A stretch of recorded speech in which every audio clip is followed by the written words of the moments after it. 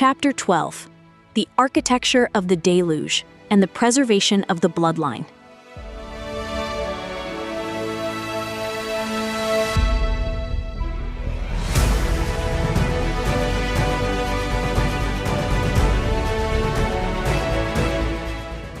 In the highly structured, sun-baked topography of the Hellenic world, the sovereign equilibrium between the divine and mortal realms was catastrophically ruptured, prompting the supreme sky god, Zeus, to mandate an apocalyptic eradication of humanity. The absolute survival of the human bloodline fell to the calculating intellect of the titan Prometheus, who transmitted a prophetic warning to his mortal son, Deucalion, and his daughter-in-law, Pyrrha. Rejecting raw, muscular defiance against the heavens, they executed a feat of localized naval engineering, meticulously constructing a floating wooden chest to serve as an unyielding biological sanctuary against the deluge. As the churning, trackless abyss consumed the terrestrial Earth, their fragile vessel miraculously rode out the suffocating flood. When the waters finally receded to expose a scoured, desolate bedrock, Deucalion demonstrated a supreme psychological submission. Rather than exhibiting the arrogant hubris of mankind, he instantly constructed a sacred altar and offered a blood-soaked sacrifice to the heavens. Paralyzed by this absolute decorous piety, Zeus was so pleased by the submissive spirit that he spared their fragile flesh, permitting Deucalion and Pyrrha to continue living, and personally instructing the hero on the exact mathematical blueprints required to recreate the decimated human race.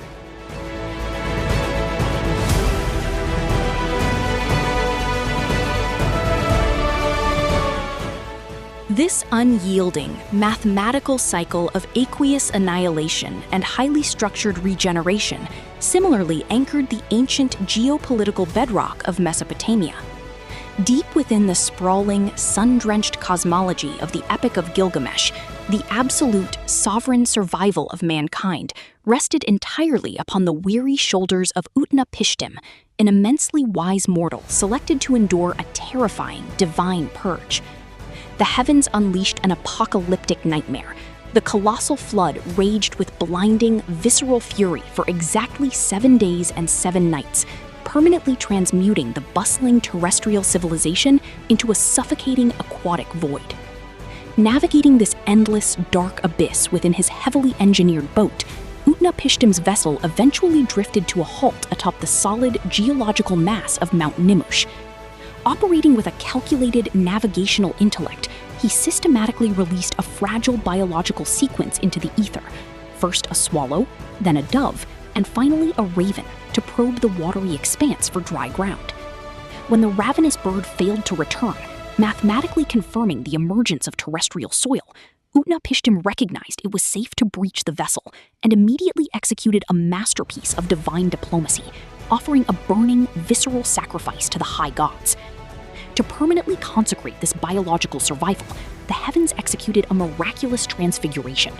Utnapishtim and his wife were granted the absolute, highly guarded magic of immortality, eternally anchoring the architectural memory of the drowned world to their heavy, undying flesh.